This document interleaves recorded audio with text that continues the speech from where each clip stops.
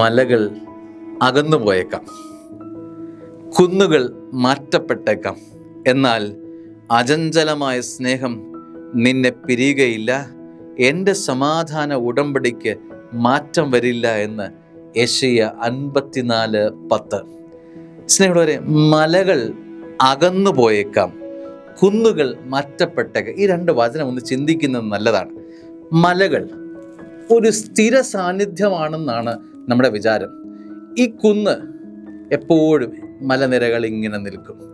സ്നേഹം, അതുപോലും മാറ്റപ്പെടാം. ഈ വലിയ കുന്നും ഈ അനുഭവങ്ങളും സ്ഥിര സാന്നിധ്യമെന്ന് മനസ്സിൽ നിശ്ചയിച്ചവർ ജീവിതത്തിൽ നിന്ന് അകന്നു പോയേക്കാം.